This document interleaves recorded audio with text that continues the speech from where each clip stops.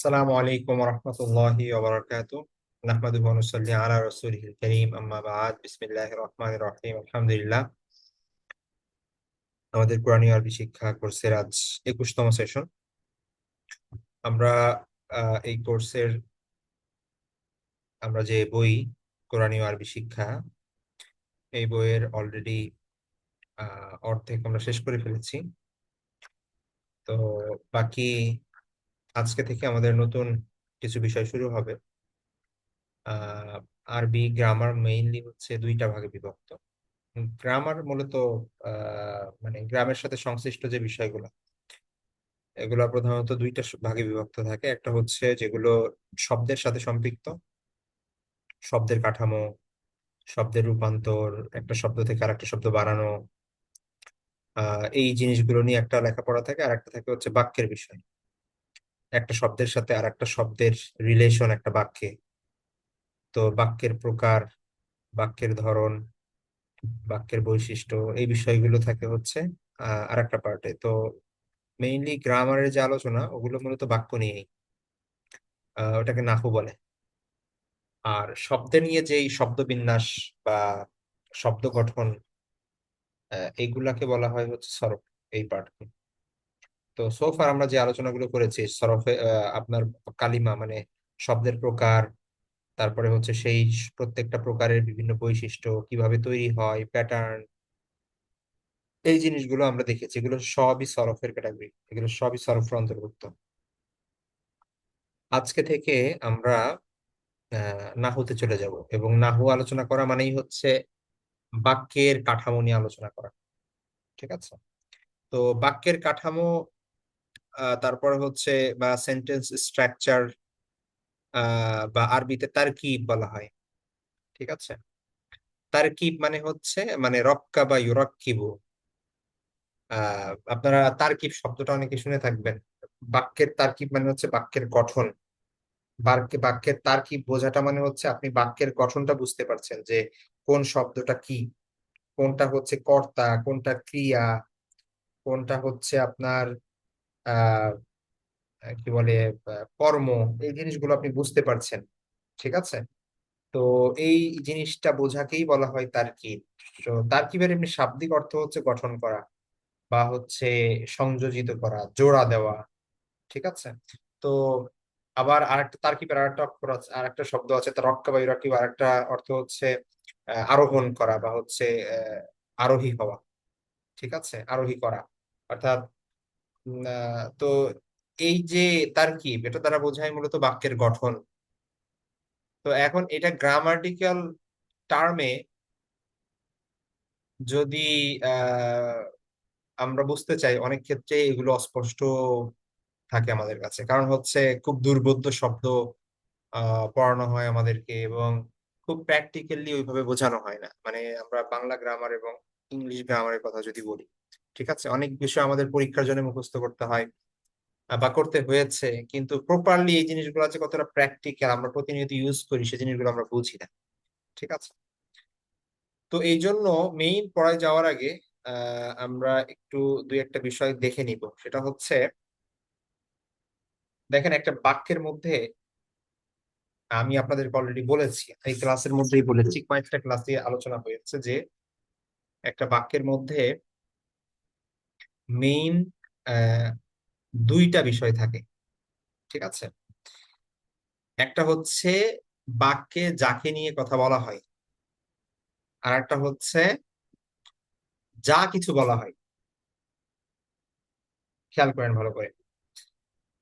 যে কোনো sentence, sentence মানে হচ্ছে একটা পূর্ণ বাক্য, একটা কালাম। আরবিতে বলা হয় দুইটা, একটা হচ্ছে জুমলা, আর একটা ওয়ার্ড আছে কালাম। ঠিক আছে? এই জুমলা বা কালাম, এইটার বাংলা এটাকে বলা হয় হচ্ছে বাক্য। আর ইংরেজিতে যদি আমরা দেখি, তাহলে ইংরেজিতে বলা হবে কি? সেন্টেন্স, তাই না? সেন্টেন্স অর্থাৎ এমন কিছু শব্দমালা, এমন কিছু শব্দের সমষ্টি, যেটা দ্বারা একটা পূর্ণাঙ্গ মনের ভাব প্রকাশ হয়। ঠিক আছে? কেউ বলে অথবা লিখে একটা পূর্ণাঙ্গ একটা কথা হয়। হাফ কথা হইলে, অর্ধেক কথা হইলে সেটা একটা পূর্ণ বাক্য হয় না। ঠিক আছে, আমি বললাম যে ধরেন তার আহ তার বাড়ির পাশে। এখন তার বাড়ির পাশে বলে বসে থাকলে তো হবে না। আপনি তো কোশ্চেন, সবাই হাঁ করে তাকায় থাকবে যে ব্যাপারটা কি, তার বাড়ির পাশে কি, তার বাড়ির পাশে আগুন লাগছে না তার বাড়ির পাশে কি কিছু হইছে, তার বাড়ির পাশে কি মানে কাহিনীটা কি, ঘটনাটা কি। তাইলে এখানে আরবিতে মানে সুন্দরভাবে এগুলা গ্রামারের বইগুলোতে এগুলো আছে যে আহ এখানে যে বক্তা বা যে কথক, তার এখানে চুপ হয়ে যাওয়াটা এটা সমীচীন না। ঠিক আছে, বাক্য শেষ হয় নাই, অর্থাৎ আরো কিছু আছে, অপূর্ণ একটা ভাব প্রকাশ পায় নাই, সুতরাং এটা পূর্ণাঙ্গ বাক্য হবে না। ঠিক আছে, তো বাক্যের মধ্যে বাক্যের মধ্যে একটা পূর্ণাঙ্গ মনের ভাব প্রকাশ পাইতে হবে। আর যদি পূর্ণাঙ্গ ভাব প্রকাশ পেতে হয় তাহলে সেখানে দুইটা অবজেক্টিভ থাকে, দুইটা এলিমেন্ট থাকে বাক্যের, বাক্যের দুইটা প্রধান এলিমেন্ট আছে। ঠিক আছে, একটাকে বলা হয় সাবজেক্ট, একটাকে বলা হয় সাবজেক্ট, আর একটাকে বলা হয় প্রেডিকেট। একটাকে বলা হয় সাবজেক্ট আর একটাকে বলা হয় প্রেডিকেট। ঠিক আছে, এই সাবজেক্টের বাংলা আমরা করি হচ্ছে উদ্দেশ্য, বাক্যের যে মেইন পার্ট। ঠিক আছে, আর প্রেডিকেটটাকে আমরা বলি হচ্ছে বিধেয়। এই দুইটা জিনিস থাকতেই হবে। ঠিক আছে, এখন এই উদ্দেশ্য বা সাবজেক্টের আরবি কি ওটা একটু পরে আসি, বা প্রেডিক প্রেডিকেট বা হচ্ছে বিধেয়র আরবি কি সেটা পরে আসি। মেইনলি একটা বাক্যে এই দুইটা জিনিস থাকতেই হয়, এই দুইটা না থাকলে বাক্য পরিপূর্ণ হয় না। শুধু উদ্দেশ্য আছে প্রেডিকেট নাই, বা প্রেডিকেট আছে উদ্দেশ্য নাই, তখন বাক্য হয় না। ঠিক আছে, পূর্ণ বাক্য হয় না ভালো মানে। ওটাকে মুরাক্কাব বলে, যেটা হয় সেটাকে বলে মুরাক্কাব, মানে যৌগিক, মানে দুইটা শব্দ তিনটা শব্দ মিলে একত্রিত হয়েছে কিন্তু এটা পূর্ণ ভাব প্রকাশ করে নাই। যেমন তার ঘরের পাশে বললাম, তার ঘরের পাশে বললে কি হবে? ঠিক আছে, এখন যদি বলেন তার ঘরের পাশে আমি দাঁড়িয়ে আছি, হ্যাঁ, তখন একটা পূর্ণাঙ্গ ভাব হয়েছে যে না, তার ব্যাপারে একটা খবর দিচ্ছে যে সে এই বাড়ির পাশে দাঁড়ায় আছে। আমাদের বড় আম গাছটা, বলে বসে থাকলাম আমাদের বড় আম গাছটা, কি হইলো তাতে? মানে কয়েকটা শব্দ হইলেই যে একটা বাক্য হয়ে যাবে ব্যাপারটা এরকম না। বাক্য হতে হলে এইটার ভেতর সাবজেক্ট, প্রেডিকেট বা উদ্দেশ্য বিধেয় উভয়টা থাকতে হবে। তো আমাদের বড় গাছটা, এটা একটা উদ্দেশ্য হয়েছে যে আমাদের বড় গাছটার ব্যাপারে কিছু একটা বলা হবে, কিন্তু কিছু না হলে তো আর পূর্ণ বাক্য হবে না। যদি বলি যে আমাদের বড় গাছটা কেটে ফেলা হয়েছে, তখন এটা একটা পূর্ণ বাক্য হলো, একটা খবর দিল, একটা সংবাদ দিল। ঠিক আছে, তো এই হচ্ছে মূলত বাক্যের গঠন। হ্যাঁ, তো এখন কথা হচ্ছে সাবজেক্ট কি জিনিস। সাবজেক্ট হচ্ছে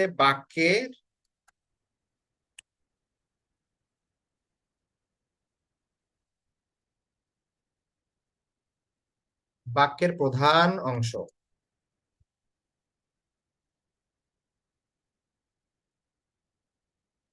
বাক্যে যার ব্যাপারে কোনো সংবাদ দেয়া হয়, বাক্যে যার ব্যাপারে কোনো সংবাদ দেওয়া হয়, যেই জিনিস বা যেই বস্তু বা যেই লোক, ঠিক আছে, বা যা কিছুই হোক, প্রত্যেকটা বাক্য মানে হচ্ছে আপনার একটা একটা সংবাদ প্রদায়, একটা খবর। ঠিক আছে, একটা সংবাদ। তো সংবাদ কি, কারো ব্যাপারে সংবাদ দেওয়া হয়, আর একটা হচ্ছে ওই ব্যাপারে বা তার ব্যাপারে যেই সংবাদ দেওয়া হয়। ঠিক আছে, এটা হচ্ছে আপনার আহ প্রধান অংশ বাক্যের। আর বিধেয় হচ্ছে সাবজেক্টের ব্যাপারে বা উদ্দেশ্যের ব্যাপারে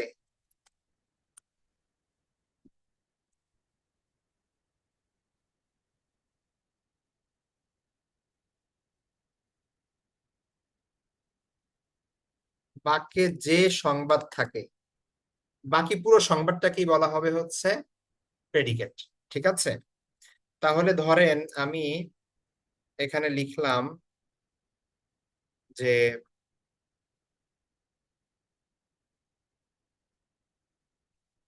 আমার বাবা একজন ডাক্তার।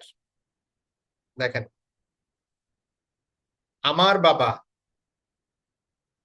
একজন ডাক্তার, একটা সংবাদ দেওয়া হচ্ছে কি, যে আমার বাবা হচ্ছে একজন ডাক্তার। তাহলে বাক্যে কার ব্যাপারে কথা বলা হচ্ছে? আমার বাবার ব্যাপারে কথা বলা হচ্ছে। এটা হচ্ছে সাবজেক্ট।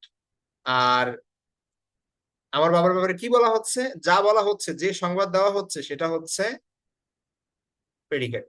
ঠিক আছে, সেটা হচ্ছে প্রেডিকেট। তাইলে আমার বাবা একজন ডাক্তার।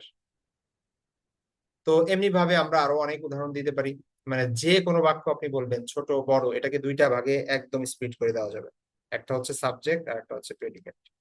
ঠিক আছে। তারপরে ধরেন আমি বললাম যে সে সকালবেলা আমাদের বাড়িতে এসেছিল। ঠিক আছে, সে সকালবেলা আমাদের বাড়িতে এসেছিল। তাইলে এখানে কার ব্যাপারে সংবাদ দেওয়া হচ্ছে? যে আসছিল সে কোনো একজন ব্যক্তির ব্যাপারে। তাহলে সে হচ্ছে এখানে কি সাবজেক্ট, যে সে সকালবেলা আসছিল, এটা হচ্ছে মেইন কথা। ঠিক আছে। এখন কোথায় আসছিল, কেন আসছিল, কিভাবে আসছিল, এই সব জিনিসগুলা হচ্ছে আপনার প্রেডিকেটের অন্তর্ভুক্ত হয়ে যাবে। ঠিক আছে। তো এই হচ্ছে আপনার মানে বাক্যের মেইন দুইটা পার্ট। এখন বাক্যের মেইন দুইটা পার্ট, এই যে সাবজেক্ট এবং প্রেডিকেট, আপনার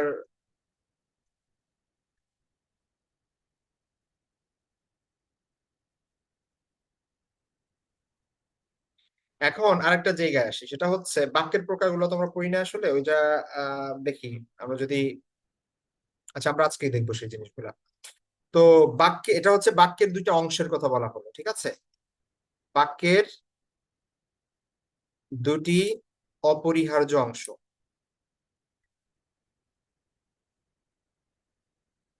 অপরিহার্য অংশ মানে হচ্ছে এই দুইটা ছাড়া বাক্য হইতে পারে না। ঠিক আছে, এটা খুব নেসেসারি বাক্যের জন্য, সাবজেক্ট এবং প্রেডিকেট।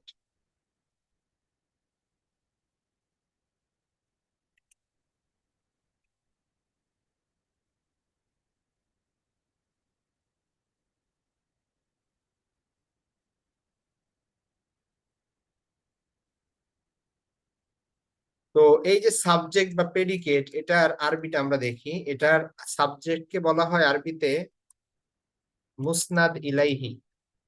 ঠিক আছে, এটাকে আরবিতে বলে মুসনাদ ইলাইহি। আর প্রেডিকেটকে বলা হয় মুসনাদ। এটা হচ্ছে আপনার ইসের ভাষা, মানে গ্রামারের ভাষা, মুসনাদ ইলাইহি এবং মুসনাদ। এবার আসেন আহ আরো কিছু আলোচনা করি। সেটা হচ্ছে, এটা গেল বাক্যের ভেতরের অংশ। এখন ওভারঅল একটা বাক্য যদি আপনি দেখেন, সেই বাক্যকে আপনি মানে আরবি বাক্যকে আপনি, মানে বাংলায় আগে আসি, সেটা হচ্ছে বাংলায় ধরেন দুই ধরনের বাক্য আছে। একটা বাক্যে অ্যাক্টিভ ক্রিয়া, ঠিক আছে, একদম সকর্মক ক্রিয়ার উপস্থিতি থাকে। আর একটা বাক্যে হচ্ছে ক্রিয়ার উপস্থিতি থাকে না। যেমন সে একজন ছাত্র, এই বাক্যে কি কোনো ক্রিয়া আছে বলেন তো দেখি? সে একজন ছাত্র, এটা তো একটা বাক্য। এই বাক্যে কি কোনো ক্রিয়া আছে, মানে কাজ আছে এই বাক্যে? লিখেন দেখি, চার পড়ছে।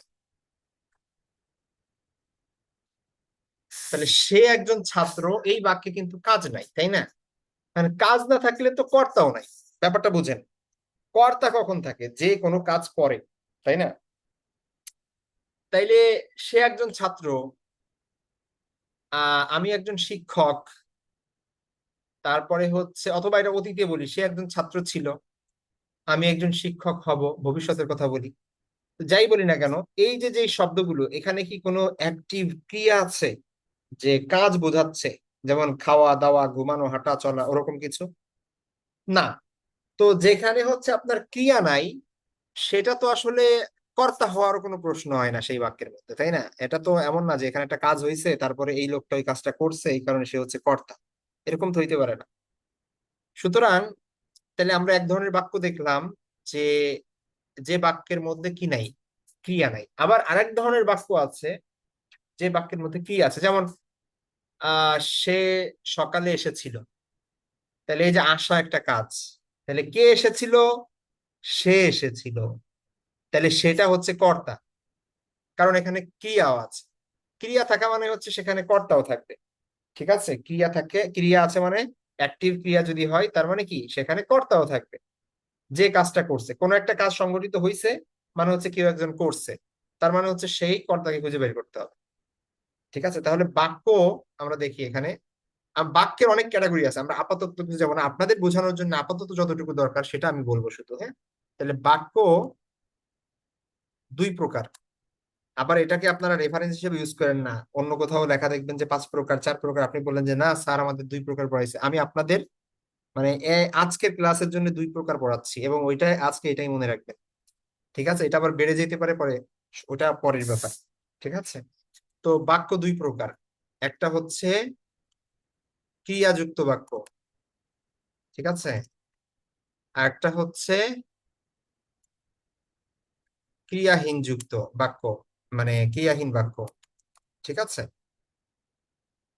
তো যেই বাক্যের ক্রিয়া আছে, আবার বলছি যেই বাক্যে ক্রিয়া আছে তার মানে এটার ভিতর কি আছে? কর্তাও আছে। আর যেই বাক্যে ক্রিয়া নাই সেটার ভিতর কিন্তু কর্তাও নাই। ঠিক আছে, ভালো করে খেয়াল করেন।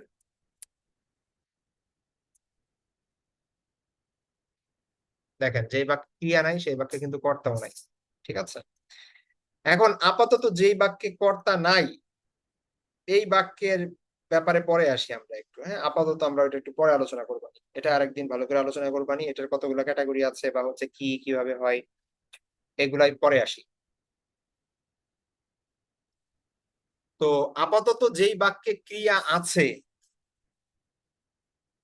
যেই বাক্যে ক্রিয়া আছে কাজ আছে, ঠিক আছে, খাওয়া ঘুমানো হাঁটা চলা এগুলার অতীত বর্তমান ভবিষ্যতে কোথাও এক জায়গায় সংগঠিত হয়েছে এটা বলা আছে।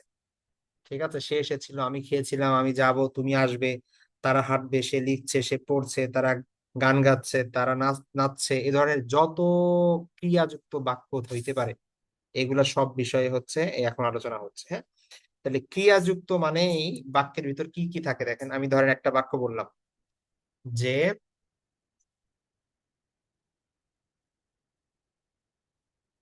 বললাম যে আম,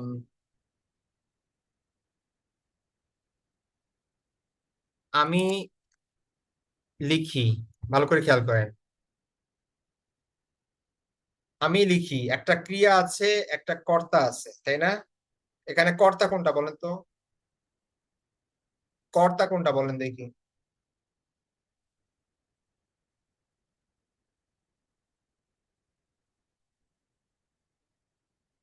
আমি, তাহলে কে লিখে? আমি লিখি। কে দিয়ে ফেল, কে মানে ক্রিয়াকে কে দিয়ে প্রশ্ন করলে আপনি কর্তা পেয়ে যাবেন। তাহলে আমি লিখি,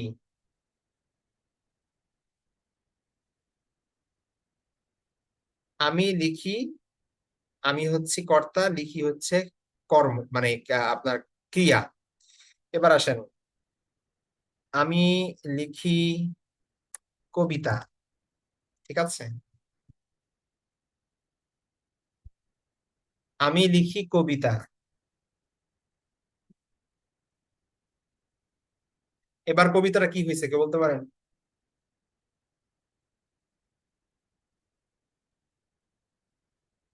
কবিতাটা কি হয়েছে বলতে পারেন কেউ? আমি তো কর্তা, তারপরে লিখি হচ্ছে ক্রিয়া, কবিতাটা কি? কর্ম। গুড, কবিতা হচ্ছে কর্ম। এবার আসেন, আমি লিখি কবিতা,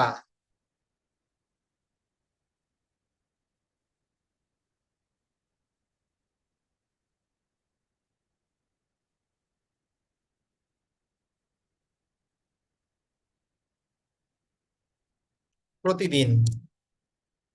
এটাকে এইভাবে বলা যায়, আমি প্রতিদিন কবিতা লিখি, ওকে। ওটা ম্যাটার করে না, লিখি কোথায় কোথায় আসলো ওটা পরের ব্যাপার, আগে দেখেন তাহলে এখন কোন কোন জিনিস পাচ্ছেন।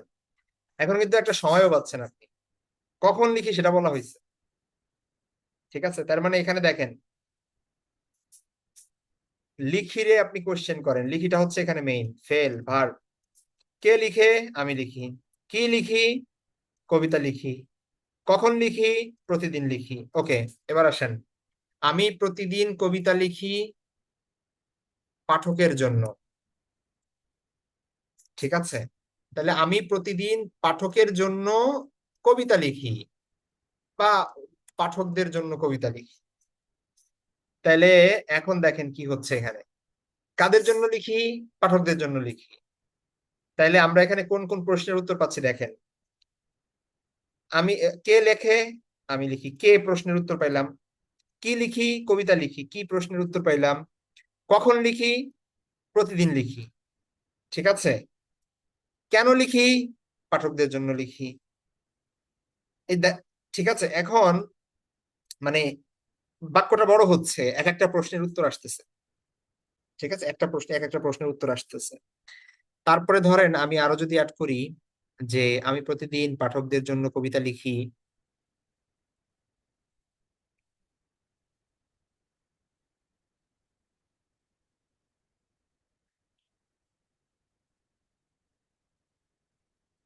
আমি আমার কলম দিয়ে। কি দিয়ে লিখি? কলম দিয়ে লিখি। ভালো করে দেখেন, আমি আমার কলম দিয়ে প্রতিদিন পাঠকদের জন্য কবিতা লিখি। ঠিক আছে, কে লেখে? আমি লিখি। কি লিখি? কবিতা লিখি। কখন লিখি? প্রতিদিন লিখি। কি জন্য লিখি? কেন লিখি? পাঠকদের জন্য লিখি। কি দিয়ে লিখি? কলম দিয়ে লিখি। ঠিক আছে, আরো বানানো যাবে দেখেন।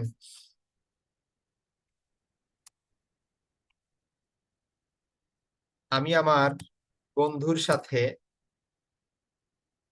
কলম দিয়ে প্রতিদিন পাঠকদের জন্য কবিতা লিখি। তাহলে কে লিখে? আমি লিখি। কি লিখি? কবিতা লিখি। কখন লিখি? প্রতিদিন লিখি। কি জন্য লিখি? পাঠকদের জন্য লিখি। তারপরে হচ্ছে কি দিয়ে লিখি? কলম দিয়ে লিখি। কার সাথে লিখি? বন্ধুর সাথে লিখি। ঠিক আছে, তো এই যে এখানে ফেল হচ্ছে লিখি, লিখিটা হচ্ছে ফেল। দেখেন, লিখি হচ্ছে ফেল, আমি হচ্ছি ফাইল। ফাইল মানে কর্তা, তাহলে এটা হচ্ছে ফেল, এটা হচ্ছে ফাইল। ক্রিয়া এবং কর্তা পেলাম।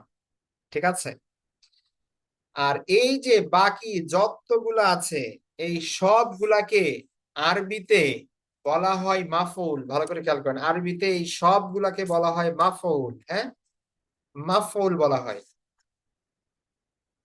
আরবিতে এই সবগুলাকে মাফউল বলা হয়। এগুলাকে জমা বহুবচন বলা হয় মাফউলাত, মানে অনেকগুলা মাফউল।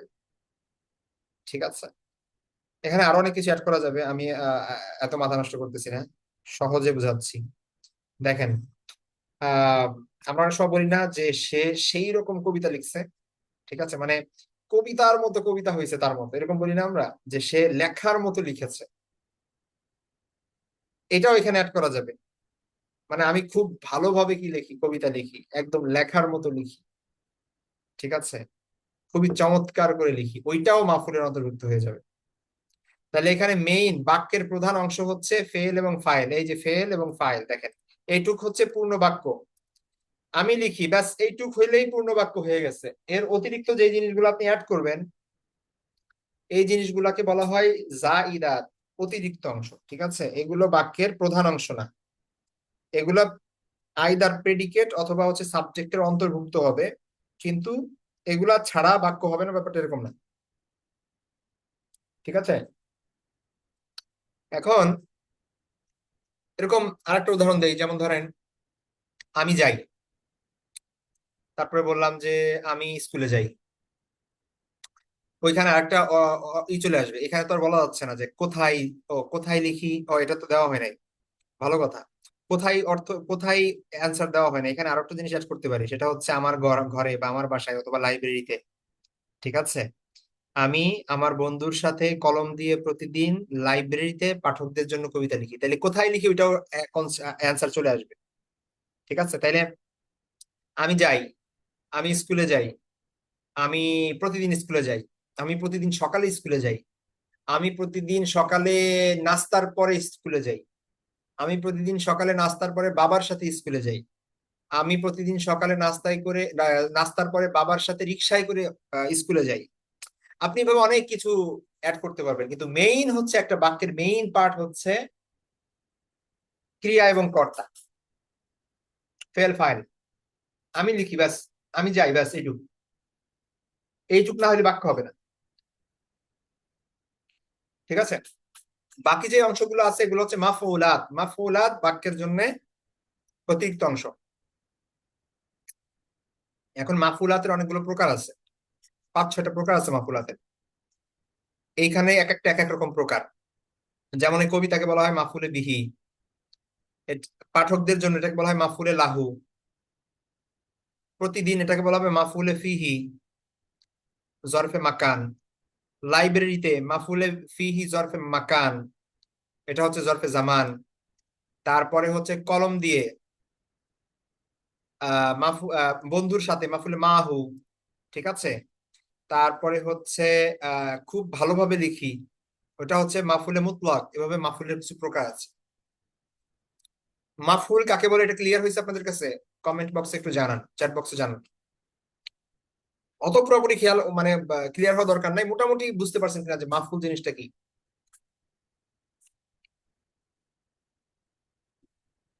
কারণ আমাদের আজকের টপিকই হচ্ছে মাফুল। আমি যদি এইটুকু আপনাদেরকে না বলি, তাহলে ডিরেক্ট বই পড়া শুরু করলে আপনারা বুঝতে কষ্ট হবে। ঠিক আছে, এখন আমরা যদি বইতে যাই তাহলে দেখবেন যে ক্লিয়ার হয়ে গেছে অনেকটা ইনশাআল্লাহ। চলেন আমরা বইয়ে যাই এবার। আমরা আজকে পড়বো হচ্ছে কয় নাম্বার চ্যাপ্টার? দেখেন 22। 22 চ্যাপ্টার দেখেন কি, আল মাফাইল মানে মাফুল সমূহ, ক্রিয়ার কর্ম সমূহ। তাহলে ক্রিয়ার কর্ম সমূহ 5টা এখানে দেওয়া আছে। হ্যাঁ, চলেন এগুলো পড়ি। তাহলে ক্রিয়াকে, একটা প্রথম হচ্ছে ক্রিয়ার কর্ম মাফুলে বিহি। এখন আপনাদেরকে ওই জিনিসগুলো আমি না পড়ায় যদি এখন ডিরেক্ট এখানে চলে আসতাম, আপনারা বলতেন যে এগুলা কি পড়তেছি। হ্যাঁ, তো আমরা এখানে দেখলাম যে বাক্যের মধ্যে মেইন 2টা পার্ট থাকে, আবার বাক্যে কয়েক ভাগে ভাগ হয়। তার মধ্যে একটা হচ্ছে যেই বাক্যে ক্রিয়া আছে, যেই বাক্যে ক্রিয়া থাকে সেখানে মেইন পার্ট হচ্ছে ফেল ফাইল, মানে ক্রিয়া এবং কর্তা। ক্রিয়া এবং কর্তার বাইরে আরো অনেক কিছু থাকে যেগুলাকে মাফুলাত বলা হয়, মাফুল বলা হয়। এখন সেই মাফুল গুলার পরিচিতি হচ্ছে এখানে দিবে। ঠিক আছে, 1 নাম্বার হচ্ছে মাফুলে বিহি। মাফুলে বিহি কাকে বলে? ক্রিয়াকে কি বা কাকে দিয়ে প্রশ্ন করলে যে উত্তর পাওয়া যায় সেটাই হচ্ছে মাফুলে বিহি। ঠিক আছে, ক্রিয়াকে কি বা কাকে দিয়ে প্রশ্ন করলে মাফুলে বিহি পাওয়া যাবে, অবজেক্ট পাওয়া যাবে। যেমন ধরেন খালিদ হামিদকে সাহায্য করলো।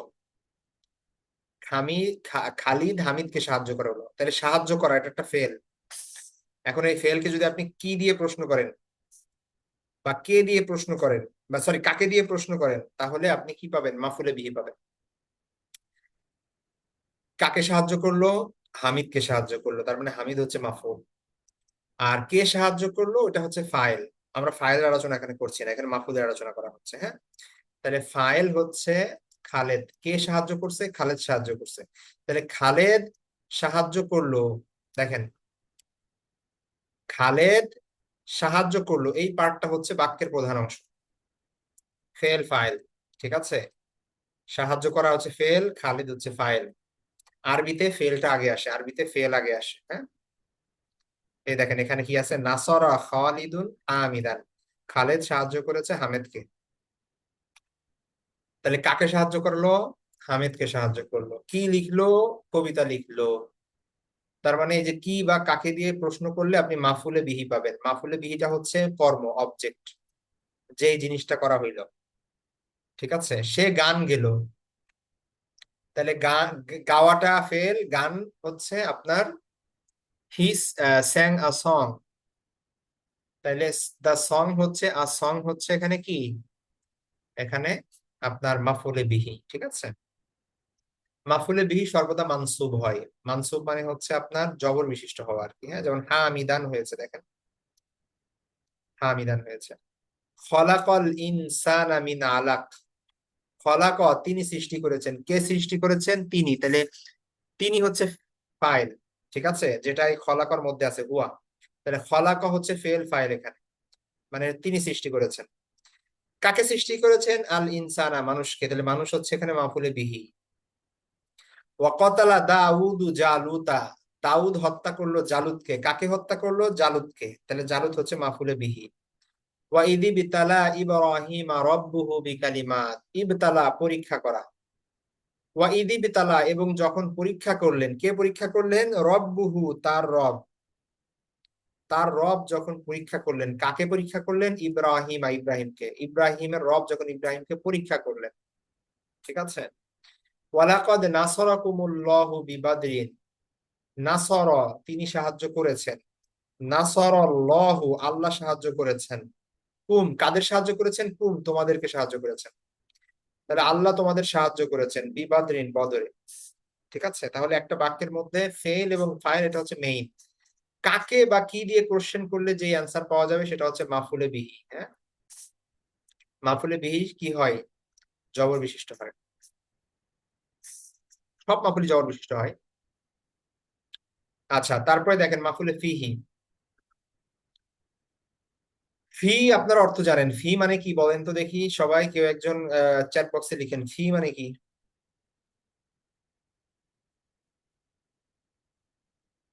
ফি মানে কি?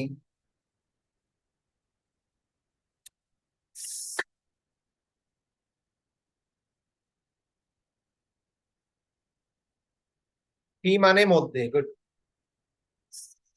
তাইলে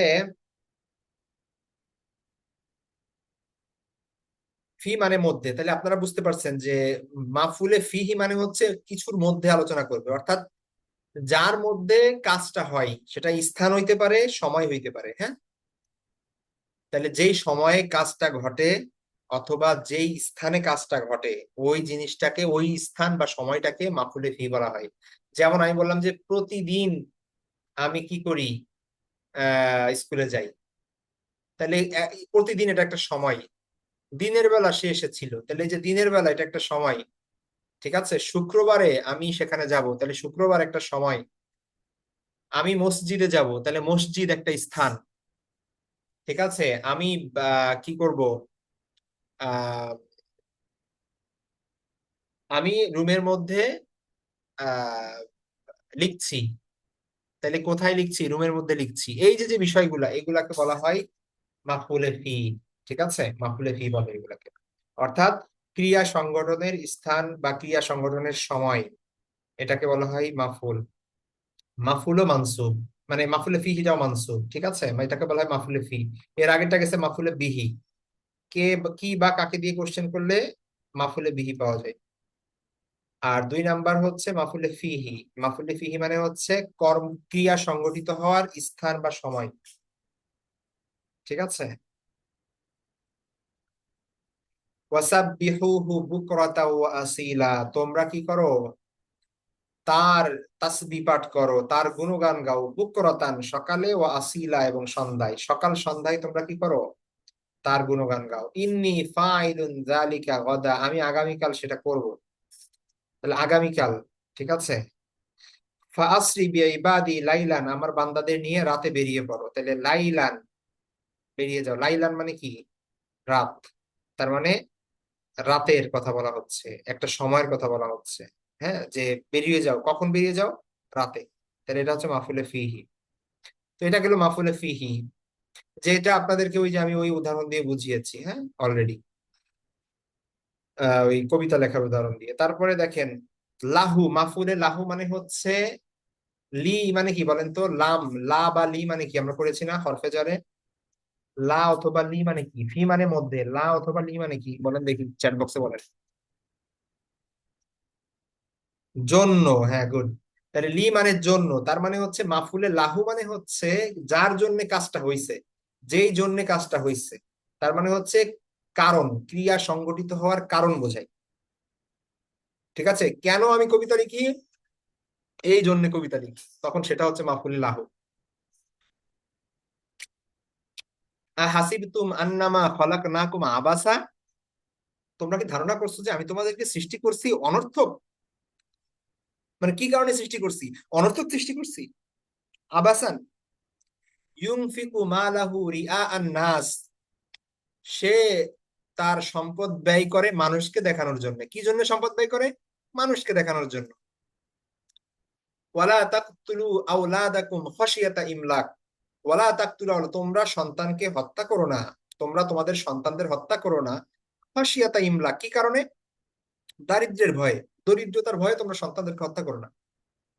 কারণ বলতে বর্ণনা করছে, ইয়াশরি নাফসাহু বিতিগা আমারাদাতিল্লাহ, যে কি করে তার নিজেকে বিক্রি করে দেয়, নিজের নফসকে বিক্রি করে দেয়, ইবতিগা আমারাদাতিল্লাহ, আল্লাহর সন্তুষ্টি লাভের জন্য। তাহলে কি জন্য সে কি করে? নিজেকে বিক্রি করে দেয়, নিজের নফসকে বিক্রি করে দেয়, নিজের কামনাকে বিক্রি করে দেয় আল্লাহর সন্তুষ্টি লাভের জন্য।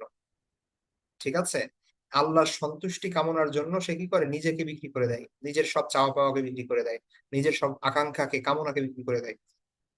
তাহলে যে ইবতিগা, এটা কি মাফুলে লাহু।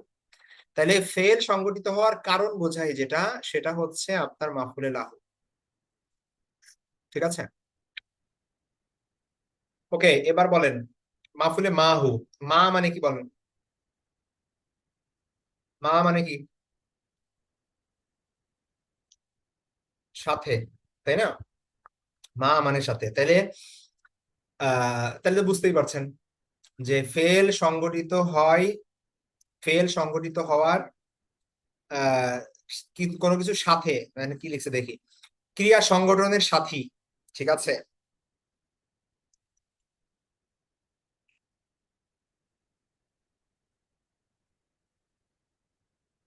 ক্রিয়া ক্রিয়া সংগঠনের সাথী যেটা, সেটাকে মাফুলের মাহু বলে। আর মাহফুলে মাহুর সাথে সাধারণত একটা ওয়াও আসে, ওয়াও ব্যবহৃত হয়। হ্যাঁ, এই ওয়াও এর অর্থ হচ্ছে সাথে। যেমন ধরে, ফাআজমিউ আমরাকুম ওয়া শুরাকাআকুম, তোমরা তোমাদের শরীকদের সাথে নিজেদের কর্ম সাব্যস্ত করো। লানাহশুরান্নাহুম ওয়াশ শায়াতিন, লানাহশুরান্নাহুম, আমি অবশ্যই তাদেরকে একত্রিত করব, ওয়াশ শায়াতিন, এবং শয়তানদেরকে, মানে শয়তানদের সাথে, শয়তানদের সাথে আমি তাদেরকে কি করব? একত্রিত করব। আমি অবশ্যই তাদেরকে এবং শয়তানদেরকে একত্রিত করবো, মানে তাদেরকে শয়তানদের সাথে একত্রিত করবো। ঠিক আছে, তো এখানে আমরা উম, আমাদের কি বলে, আরবি গ্রামারে অনেক সুন্দর সুন্দর উদাহরণ আছে, ওটা কোরআন থেকে না, তো এটা তো কোরআন থেকে উদাহরণ আনা হয়েছে আর কি। যাই হোক, ওখানে বলা হয়েছে যে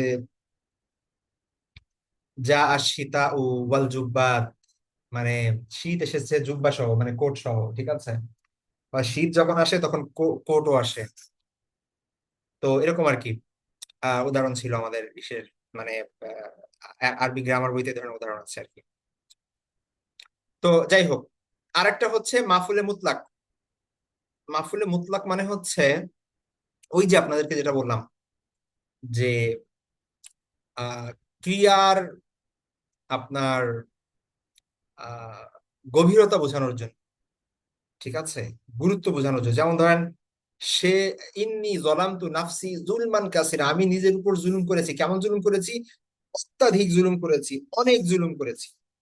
ঠিক আছে, তাহলে অনেক জুলুম যে করেছি, আমি নিজের উপর অনেক জুলুম করেছি, এই যে অনেক জুলুম বোঝাতে এই যে জুলমান শব্দ আবার আনা হয়েছে এখানে। ঠিক আছে, আমি ওই যে বললাম না, আমি লেখার মতো লিখেছি, আমি পড়ার মতো পড়েছি, এই যে যে শব্দগুলা, এইগুলাকে বলা হয় মাফুলে মুতলাক। ঠিক আছে, তো এখানে আর যে আরো উদাহরণ আনা হয়েছে এখানে, উযকুরুল্লাহা যিকরান কাসীরা, তোমরা আল্লাহকে স্মরণ করো। কেমন স্মরণ? যিকরান কাসীরা, অত্যাধিক স্মরণ। শাফাকাল্লাহু শিফাআন কামিলা, আল্লাহ তোমাকে কি করুন? পরিপূর্ণ শিফা দান করুন। আন্না সাবাবনাল মাআ সাব্বা, আমরা পানি বর্ষণ করেছি। কেমন পানি, কেমন বর্ষণ করেছি আমরা পানি? সব্বা, অনেক বর্ষণ। ঠিক আছে, মান আমিলা আমালান, যে কোনো কি করে? কাজ করে। এটা অবশ্য মাহফিলে মতলকের মধ্যে ধরা যাবে না, এটা মাহফিলে বিহীন। ওয়ারাত্তিলিল কুরআন তারতিলা, এবং কোরআন তেলাওয়াত করে কিভাবে? তারতিলের সাথে, সুন্দরভাবে। ঠিক আছে, তাহলে মাহফিলে মুতলকটা মূলত যে ফেল, এই ফেলের মূল ধাতু থেকে বা মূল হরফ থেকেই হয়। ঠিক আছে, যেমন জিকিরুন থেকে দেখেন জিকর, সাফা থেকে শিফা, সবাবনা থেকে সব্বা, তারপরে রত্তিল থেকে তারতিলা, জলামতু থেকে জুলমা। তাহলে মাফুলে মতলবটা মূলত ব্যবহার হয়, মাফুলে মতলবটা মূলত ওই ফেল যে ব্যবহার হয়েছে, এই ফেলের মাসদার। হ্যাঁ, তো এটা সামনে ইনশাল্লাহ আমরা যদি আরো ই হয় আলোচনা করবো। তো আপনাদের আজকে এটা একটু দেখবেন, বা মাফুলে বিহিটাই হচ্ছে এখানে সব থেকে মেইন। বাকিগুলো তো আপনি ওই যে ফি অর্থ দেখলে এটা পাবেন। ফি মানে হচ্ছে মধ্যে, তার মানে যেই সময়ে বা যেই স্থানে কাজ হয়েছে। তারপরে লাহু মানে লা মানে জন্য, তার মানে যেই জন্য কাজ হয়েছে, ক্রিয়া সংগঠিত হওয়ার কারণ। মা মানে সাথে, তার মানে যার সাথে কাজটা হয়েছে। ঠিক আছে। আল মাহফুলে মুতলাক মানে হচ্ছে আহ আপনার কি বলে, গুরুত্ব বোঝানোর জন্য বা দৃঢ়তা বোঝানোর জন্য আপনার মাস যেই ফেলের মাসদারটাকে আবার ব্যবহার করা হয়। ঠিক আছে, এরকম আর কি। ওকে, তো এই হচ্ছে আমাদের আজকের পড়া। আমরা নেক্সট ক্লাস ইনশাআল্লাহ এর পরের চ্যাপ্টার গুলো দেখবো। তো এটা একটু ভালো করে পড়বেন, বোঝার চেষ্টা করবেন ইনশাআল্লাহ। পরবর্তী ক্লাসে আবার দেখা হবে, সে পর্যন্ত সবাই ভালো থাকবেন। আল্লাহ হাফেজ, আসসালামু আলাইকুম ওয়া রাহমাতুল্লাহি ওয়া বারাকাতুহু।